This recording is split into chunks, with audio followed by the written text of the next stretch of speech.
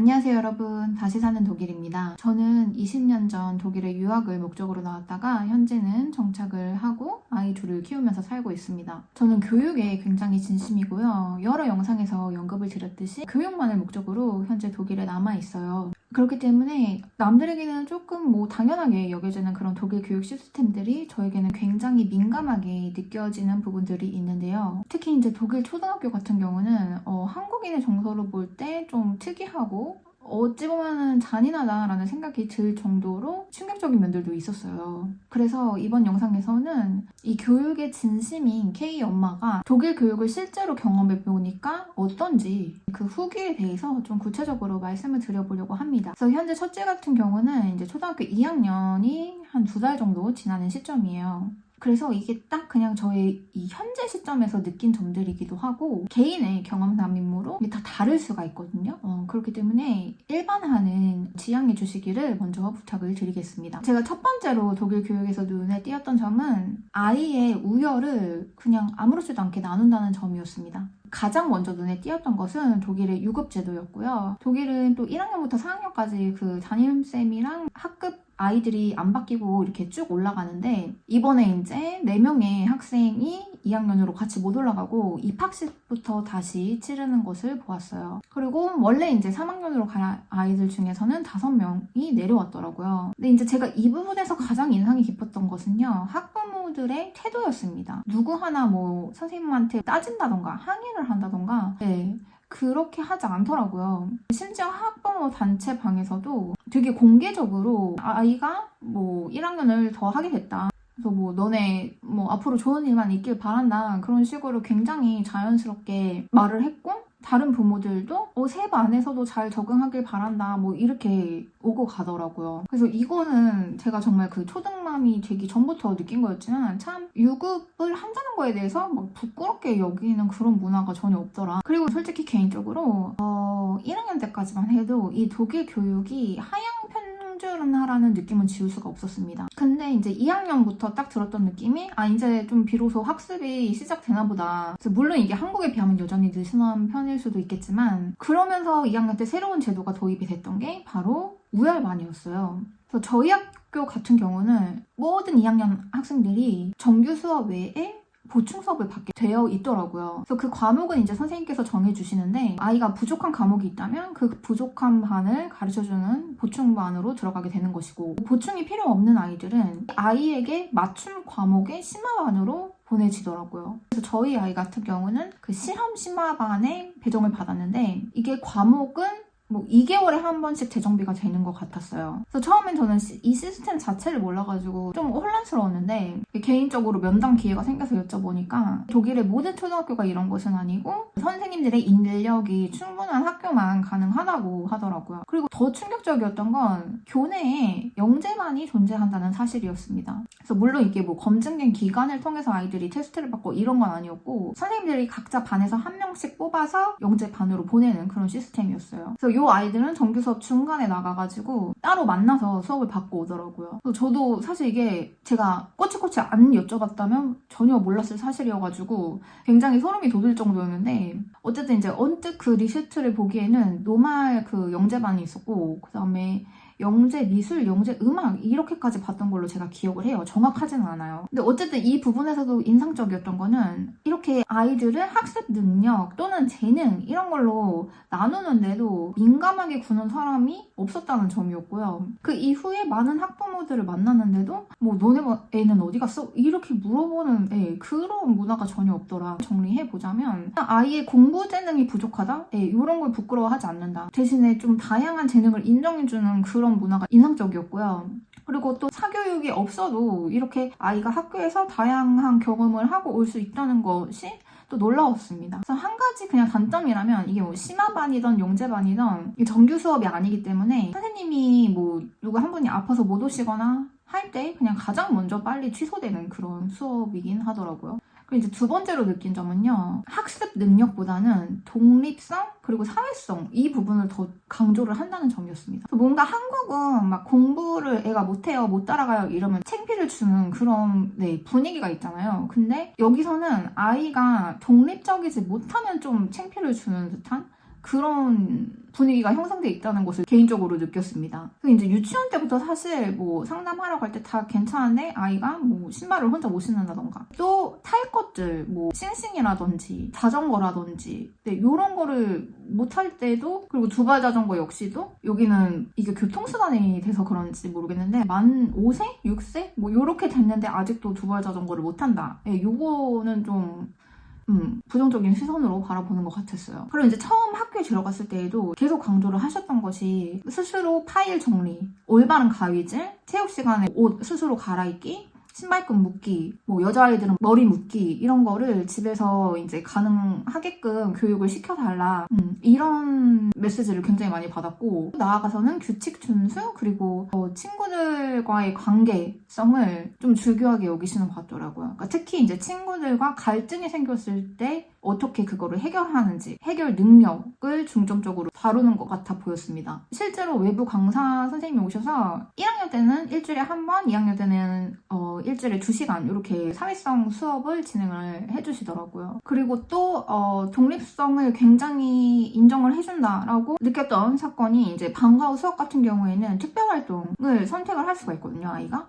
2달에 한 번씩 이렇게 분기별로 선택을 할 수 있는데 저희 아이가 모든 달을 다 스포츠를 선택을 한 거예요. 근데 저는 솔직히 엄마 된 입장에서 좀 딴 거를 좀 했으면 좋았을 텐데 왜냐면 저는 언제 그렇게 선택하는 날짜가 언제인지를 모르거든요. 그 정보가 없기 때문에 선생님 좀 다른 것도 해봐라고 말씀해 주셨으면 좋겠다라는 어떤 마음이 있었지만 그냥 주구장창 스포츠를 선택해도 그게 아이의 의견이니까 또 존중을 그렇게 해주시더라. 그리고 이제 세 번째는요. 이 부모의 위치인데요. 저 역시도 제가 뼛속까지 이게 K 엄마가 DNA가 있다 보니까 남들한테 막 아이가 뒤처질까봐 걱정하고 얘가 좀 학습적으로도 뭐 어떻게 도움을 받게끔 해주고 싶고 엄마가 하는 역할이 이런 거다라는 게 낯설지가 않거든요. 그리고 솔직히 이게 여기서도 가능했다면 저는 했을 수도 있을 것 같아요. 근데 이제 구독자분들께서 아시다시피 제 독일어가 그냥 딱 일상생활에 지장이 없는 그런 마지노선 수준이에요. 그렇기 때문에 이제 선생님이나 뭐 다른 학부모들하고 대화를 할 때 뭔가 이런 미묘한 감정선을 잘 타면서 저의 이 교육열만큼 나댈 수 있는 수준이 그 언어가 안 되는 거죠. 그래서 저는 진짜 학교에서 그냥 하지 말라면 하지 말라는 대로 뭐 독일어건 수학이건 선행을 1절 안 하고 그냥 보냈거든요. 근데 이제 1년이 지난 지금 보니까 아이가 독일어를 진짜 모르고 갔는데 학교에서 배운 걸로 읽기 쓰기가 가능해지니까 제가 좀 학교에 대한 신뢰가 굉장히 확 생긴 거예요. 그리고 이제 이런저런 특별 수업들을 통해서 아이가 다양한 경험을 할 수 있도록 끌어주는 거를 보면서 학교가 그 학부모의 부담을 굉장히 많이 줄여준다라는 생각을 굉장히 많이 하고 있어요. 영재반 같은 경우만 봐도 사실 한국에서 특히 요새 막 영재에 관한 관심이 굉장히 뜨거운 걸 봤는데 이게 아무리 아이가 영재성을 보여도 부모님이 재정적으로 여유가 있어야지만 좀 값비싼 검사도 받게 해주고 주말에 영재학교도 보낼 수 있게 해주고 뭐 준비 과정 학원에도 보내고 이럴 수 있는 것 같더라고요. 이런 수업에 보내고 싶은 게 사실 우리 아이가 너무 잘나서 그래 이 마인드보다는 아이가 이런 거를 좀 똑똑한 친구들하고 같이 나눠봤으면 좋겠다라는 거에서 이제 보내고 싶은 거잖아요. 부모 마음에서는. 그래서 이런 기회를 얻는 것도 한국에서는 좀 이렇게 부모가 발로 뛰어야지만 직접 사적으로 막 나서야지만 가능한 일 같구나라고 저는 여겨지거든요. 제가 한국에 산다면 과연 할 수 있을까 싶기도 하고 근데 그냥 일반 초등학교에서 알아서 해준다는 게 그냥 최소한 그런 그 친구들이 누군지라도 알 수 있게 해준다는 게 좀 부모된 입장에서 고맙게 여겨지더라고요. 물론 이제 저는 언어 때문에서라도 막 아이를 집에서 아무것도 안 시키고 이러진 않아요. 독일어랑 한글 때문에서라도 시켜야 되는 건 불가피하거든요. 근데 그럼에도 이게 심적으로건 뭐 재정적으로건 그렇게 막 부담이 된다 이런 거는 크지 않은 건 사실이고요. 그래서 그런지 이제 독일 그 학부모들 중에서도 조금 이런 쪽에 교육에 관심이 있다 하는 부모들 보면 그렇게 그 취미 쪽을 많이 시키더라고요. 학습보다는 운동이나 악기 이런 쪽에 더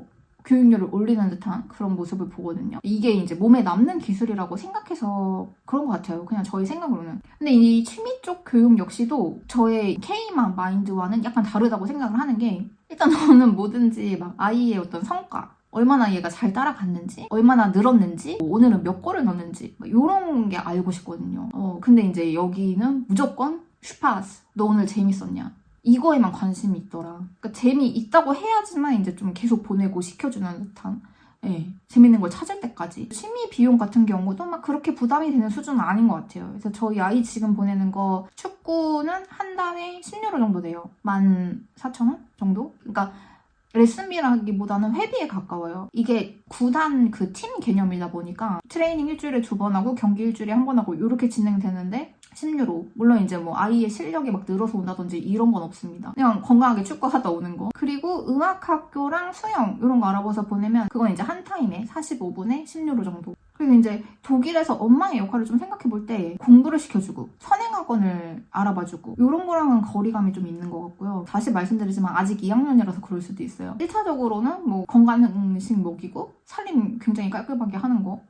참 여기 사람들 보면 생식을 되게 많이 하고 워킹맘이든 아니든 살림은 진짜 깔끔하게 막 이렇게 하는 사람들이 굉장히 많은 것 같아요. 그리고 이제 두 번째가 아이랑 얘기 많이 하면서 그 취미교실 같이 다녀주는 거. 그리고 또 방학, 여기 방학 많잖아요. 봄, 여름, 가을, 겨울 방학이 다 있기 때문에 그 방학 때마다 경험 많이 쌓게 해주는 거. 그런 게 그냥 부모의 역할인가 보다라는 생각이 들더라고요. 그래서 현 초등 2학년 맘에 교육 이민 결론을 좀 내려보자면 다양성의 존중이라는 생각이 들어요. 제가 이전 영상에서 해외 이민 결론을 메타인지다 라고 말씀을 드린 적이 있는데 저는 이게 교육에서도 비슷한 것 같아요. 결국에는 아이가 자기 객관화가 되는 사람으로 자라느냐 여기에 좀 초점이 맞춰진 것 같거든요. 제가 사실 한국에서 자라면서 가장 힘들다고 여겨졌던 부분이 이게 공부건 실기건 내가 아무리 해도 점수가 안 나올 때 저를 마치 넌 열심히 안 하네야 이렇게 취급하는 그런 사회적인 분위기였거든요. 그러니까 하면 누구나 최고가 될 수 있는데 너는 안 해서 네가 못하는 거야. 너는 루저야. 막 이런 어떤 인식들. 그래서 저는 또 루저가 되기 싫으니까 막 내가 못하는 거 나랑 잘 안 맞는 것까지도 계속 끝까지 막 붙들고 있어 본 거죠.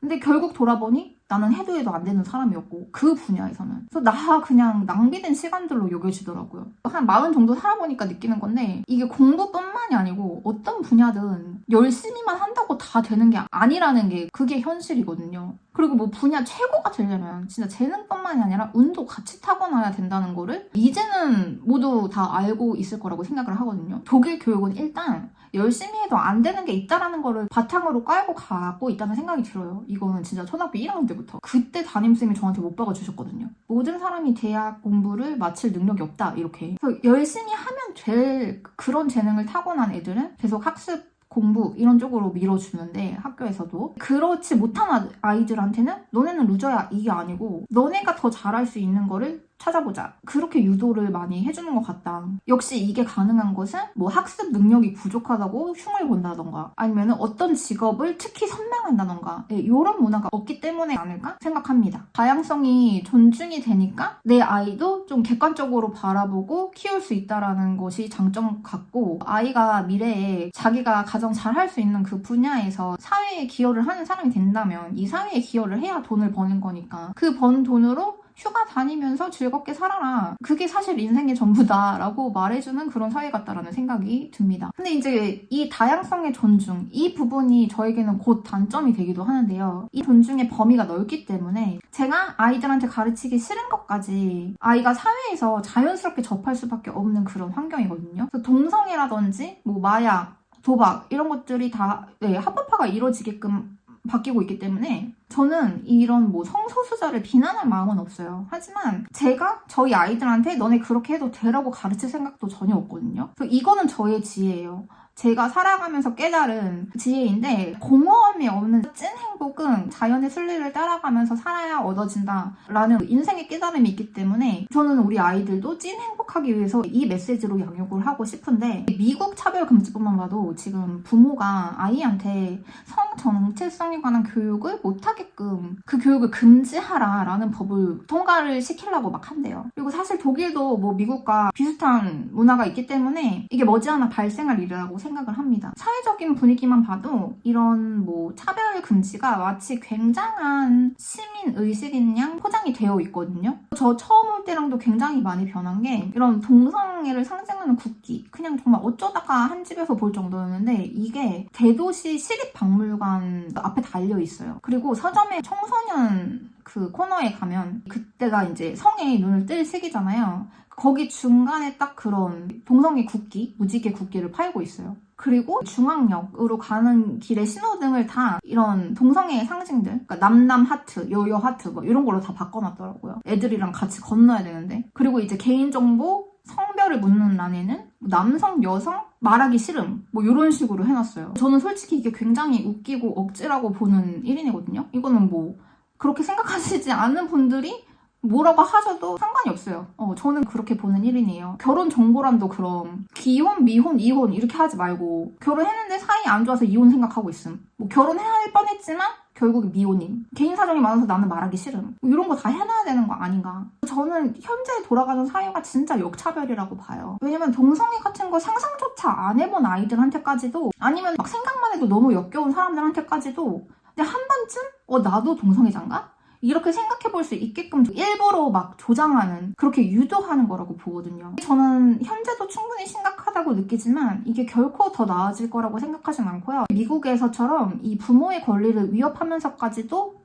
더 심각해질 거라고 생각을 합니다. 어쨌든 저는 내가 내 배 아파서, 내가 잠 못 자고, 내가 희생해서 애지중지 키운 자식한테 부모가 깨달은 그 삶의 지혜를 가르치겠다는데 이게 부모의 권리인데 이거는 정치뿐만이 아니라 어떤 세력도 침범을 해서는 안 된다고 생각을 하거든요. 이거는 진짜 동물들도 안 하는 짓이라고 생각을 해요. 어쨌든 이런 다양성 존중이라는 그 개념 하에 너무 당연한 자연의 이치마저도 거스르려고 하는 그렇게 사회가 굉장히 쉽고 빠르게 바뀌고 있기 때문에 요거는 진짜 아기가 어릴 때부터 미리미리 부모와 좀 깊은 유대관계 안에서 부모의 지혜들을 뿌리 깊게 가르치려는 시간과 노력들이 필요하다. 이런 생각이 강하게 드는 요즘입니다.